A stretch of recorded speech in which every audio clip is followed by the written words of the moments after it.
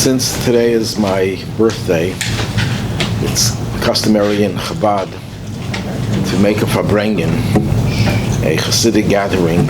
It's an informal gathering where words of Torah, words of inspiration are expressed, and it's a time when the person whose birthday it is has special powers to give blessings. So let me just begin by giving everyone here a blessing for good health, prosperity, and all the good things in life. Things that you know about, the things that you don't know yet, it's good. They should all be fulfilled. And the main blessing is that we should see an end to the terrible terrorism going on in Israel. Israel should have a total victory, not a half-baked victory, because a half-baked victory means more wars. The sickness of the idea of proportionality, that's such a disgusting concept, because that guarantees wars will continue. When you're fighting with evil, you don't want proportionality, you want total eradication of the evil, total surrender, like in World War II. So God should help that we should see the total surrender and destruction of the terrorists in the world. And that will certainly happen when Mashiach comes, which we're waiting for and hoping for.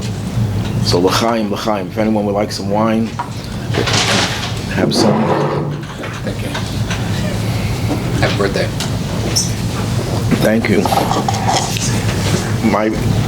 I have two birthdays, actually, as do everyone, because there's a civil calendar, the secular calendar, and there's the Jewish calendar. And they're not always the same. But every 19 years, sometimes it happens more frequently, but every 19 years, your secular birthday will coincide with your Jewish birthday. I was born January 23rd, 1848. I don't look that old. And 1948, actually. And that was, the Jewish date was the 13th day of Shvat. Well, every 19 years, the calendars come together, because the Jewish calendar follows the lunar cycle. A lunar year is about 11 days short of a solar year. It's not always the same, but it's usually around 7 days shorter, 354, 355 as opposed to 365. And every few years, in order to create some parity between the solar and the lunar seasons, we add a leap year, a leap month rather, to make it into a leap year. It's not just one day, it's in February 29th, but it's a whole month of 29 days. But it doesn't always match up. You see, when there's a leap year, Jewish leap year, and after 29 days, the lunar year is longer than the solar year. But every 19 years, there's parity, total parity. The sun and the moon and the lunar and solar calendars come together. And the Rabbi once explained that has spiritual significance, because the sun is a metaphor for giving off light. The moon is a metaphor for reflecting the light, receiving the light, and then reflecting it. Every one of us has two roles in life. There's one role, we all have to be like a sun. We all have to radiate light, give to others from our knowledge, from our resources. In that sense, we're like suns. We're giving, we're in the mode of giving. But then there's also the mode of receiving. Not everyone is able to receive, is able to absorb.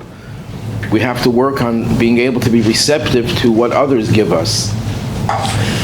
But sometimes we focus more on the solar aspect of life, and sometimes we focus more on the lunar aspect, the receiving versus the giving. But every 19 years, the two come together in perfect harmony. So it's a very special time. So every 19 years, I'm 76, actually 39, 37th time, which gives us 19 times 4. So that's the significance of 19. There's a lot of other things about 19. 19 doesn't sound like a very significant number. 18 is Chai, but 19 is actually more than Chai. The most important prayer that we say every day is the Amidah, the standing prayer, known as Shmona Esrei, which means 18. It has 18 blessings. It originally had 18, but a 19th was added. And the 19th added is said to be adding something even to Chai. Sometimes you can have life, but life has its limits. When you add the 19th, it takes away the limits. And there's a little mystical idea over here.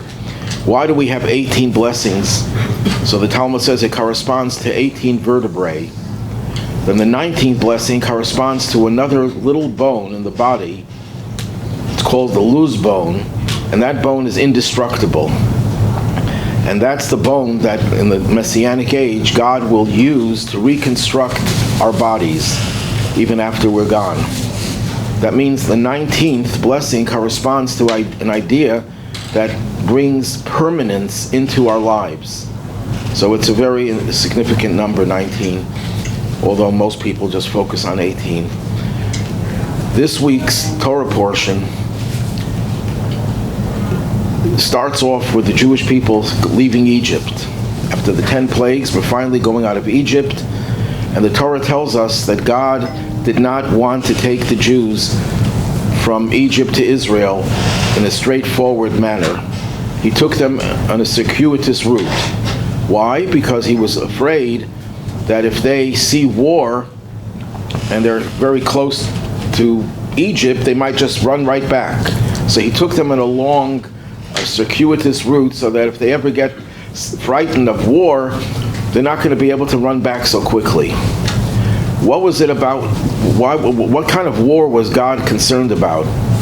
So it seems from the text that if you go from Egypt now to Israel, you go through Gaza. And what was the problem with Gaza?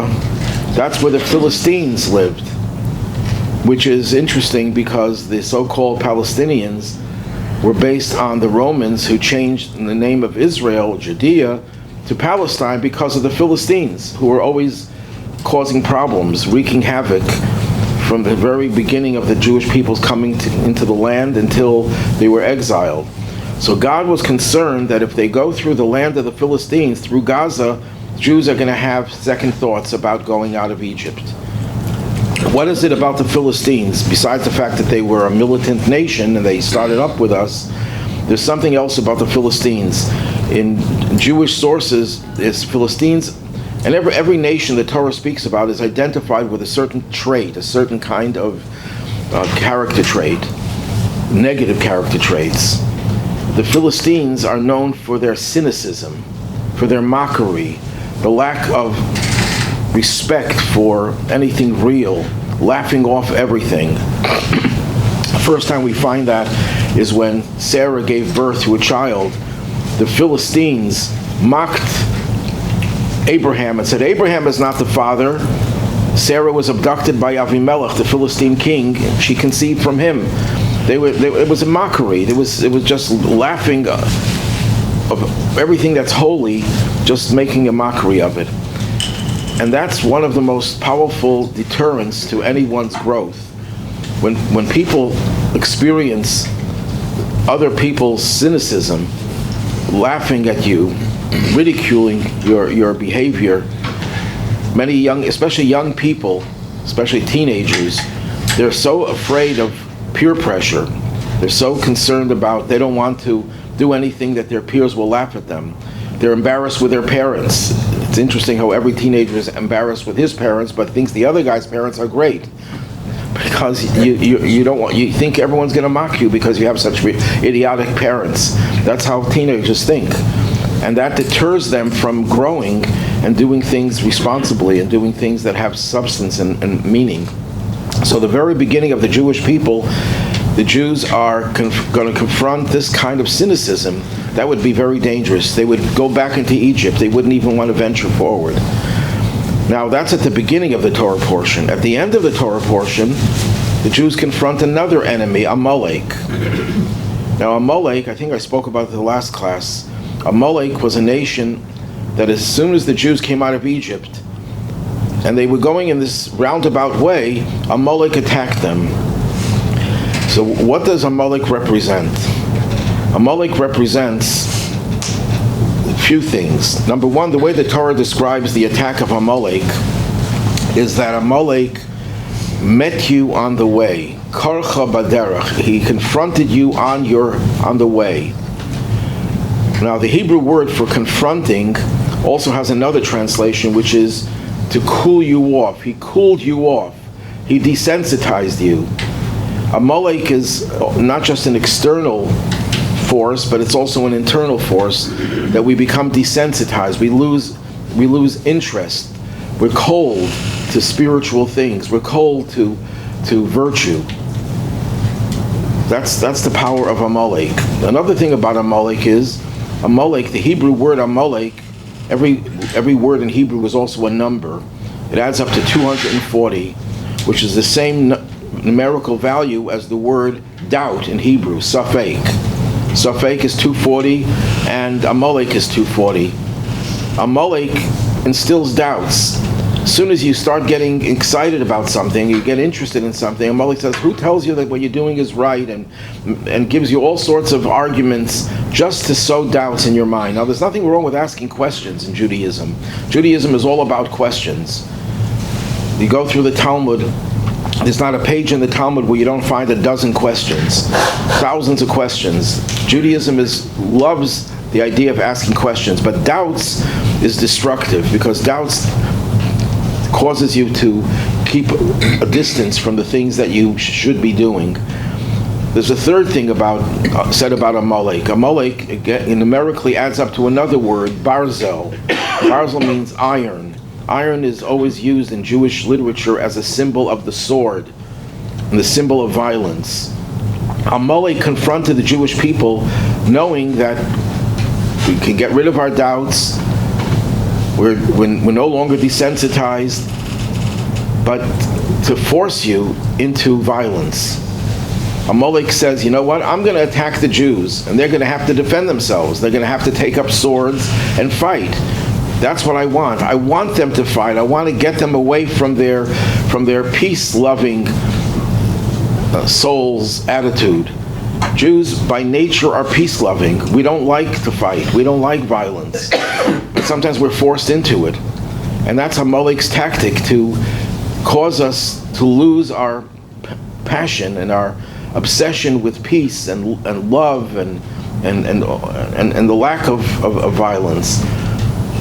And when we defeat Amalek, we create the resistance to all these three things: the desensitization, the cooling off, the doubts, and the interest in violence. Now, it's very interesting. When Moses has to fight Amalek, what does Moses do? He sends Joshua out into the battlefield, and Moses goes up on top of a mountain, and he takes with him two people, Aaron, his brother, and Hur, his nephew. And Moses raises his hands, and whenever his hands are raised, the Jews are winning. When his hands fall down, the Amalekites start to win. So he has his brother Aaron raise his right hand and his nephew Hur raise his left hand. Why did Moses need these three people, himself and the other two? He brought them up there even before his hands faltered. So these three people countered the three negative forces of Amalek. Moses represents Torah.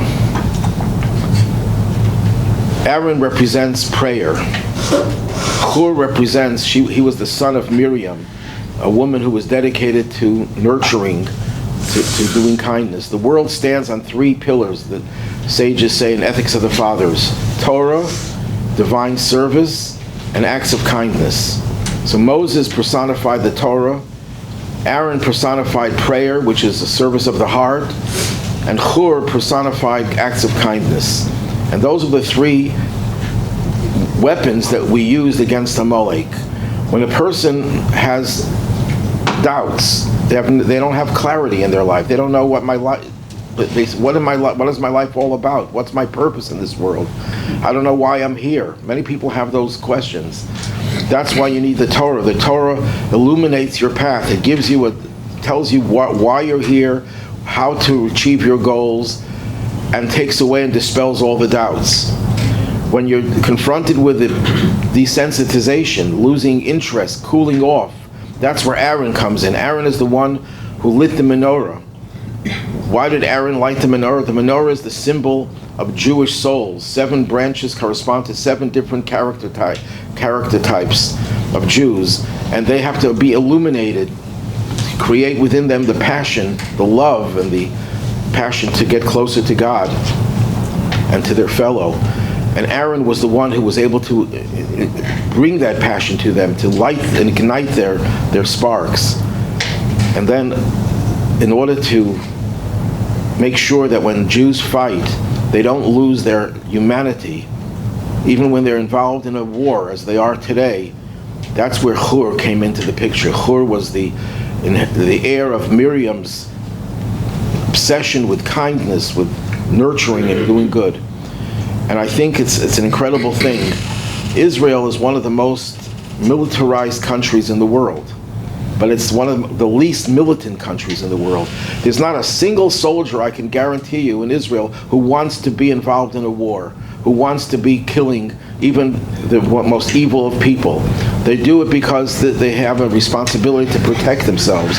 There's no real militancy. Israelis don't engage in killing, even if though they are involved in killing. That's not who they are. It doesn't define them. And that's the power that we get from thousands of years of obsession with kindness and doing good. Are there any questions? Okay, I'll go to the next topic. When the Jews came to the Red Sea,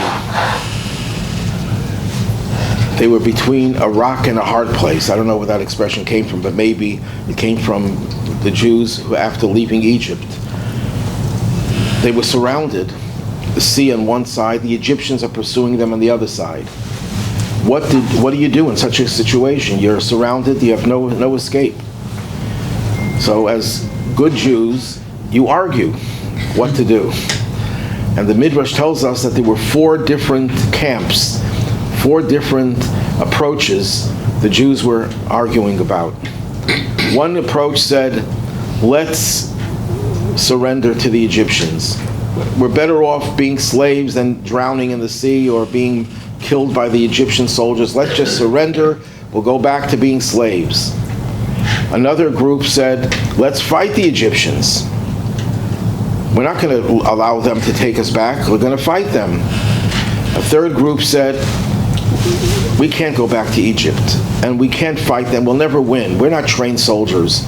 Let's just throw ourselves into the sea and drown and commit suicide. Let's bring an end to our misery. A fourth group said, let's pray. So our sages tell us, based on the biblical text, which one of these 4 was right. Anyone want to venture a guess what? The 4th. You say the 4th? Anyone who disagrees? No, they were all wrong. None of the above. God says to Moses, tell the people, keep on going. You have a goal. Your goal was, you were told you're going to leave Egypt and you're going to go to Mount Sinai to receive the Torah. And from there you're going to march on to the promised land to implement the teachings of the Torah. That's the only... What else are you considering? Prayer is a nice thing. We all believe in prayer, but there's a time when you're not supposed to pray because you're distracting yourself from the mission. The mission is to keep on going. Oh, there's a sea in the way? Since when does an obstacle prevent you from doing what you have to do? And truly, when one man, Nachshon, the leader of the tribe of Judah, he kept on going. And when the water reached his nostrils, that's when God says to Moses, okay, strike the water and the water will part, the sea will part. God didn't make the sea part first. He waited for someone to go as far as he can go. Reminds me of a story. It happened not too long ago, a few decades ago. There was a chassid in the Soviet Union. His name was Mendel Futterfass. Very strange name, Futterfass. You know what that means? Butter barrel. Mendel Butter Barrel. Futter is putter, like butter, and fass is a barrel. And anyhow, he was an incredible guy. He fought the communist regime. He built synagogues. He ran schools, underground schools. He built mikvahs. And he was arrested, and I think he spent 12 years in the Gulag. And at one point, when things were so terrible, he felt he was going to die. He decided he's going to send a telepathic message to the Rebbe. This was the previous Lubavitcher Rebbe, Rabbi Yosef Yitzchak Schneerson, whose yahrzeit we just observed a few days ago. He knew, there's no way he could write a letter in the Gulag, but he sent a telepathic letter. But he didn't send it right away. He left his barracks. He walked all the way to the gate, the locked gate with barbed wire and so on. And at that point, he sent his message. Years later, when he came out of Russia, his wife had escaped Russia before him, years before. His wife showed him there was a letter from the previous Rebbe to him that was dated. It said, I received your letter from you of the date that he had sent that telepathic message. The Rebbe read his thoughts, but that's not the point of my story. Someone asked him, why didn't you send the message from your barracks? Why did you go to the gate? He says, because when you want to accomplish something in Judaism, you go as far as you can go on your own, without relying that God is somehow going to make this miracle. You do your part. I went as far as I can go. They wouldn't open the gate for me to let me go to the post office to send a letter, so I sent it telepathically. I had no other choice, but I went as far as I can go. That's a very powerful message, that we all depend on miracles. I think it was Ben Gurion who said, I don't believe in miracles. I depend on them. Israel depends on miracles. We need more miracles. Tragically, yesterday, 24 soldiers were killed. It's the worst day in this whole war. And the reason I think that this is happening is because America is putting pressure on Israel, and the world is putting pressure to spare civilian casualties, which is I think morally wrong. You don't spare civilian casualties of your enemy who's putting himself and putting them as shields at the expense of your soldiers. Soldiers' lives are just as valuable as civilian lives. I don't see any difference. The morality of the world today is so immoral. Proportionality, civilians, innocent civilians, they're not innocent civilians. Number one, not all of them, but many of them support the Hamas and were involved in the massacre of October 7th and contribute to Hamas. Not all of them, but even the ones who are innocent, they're killing them. Hamas is killing them. So we need miracles, there's no question. And there are miracles happening, many miracles that have happened. The only question is, why are the miracles happening to some and not to others? For that, I don't have an answer. Only God can answer that. But we do need miracles, but we have to do our part as much as we can do. And God says, there are obstacles, keep on going. You have a mission. And when you will go on that mission, you will discover that the obstacles will disappear and the sea will split.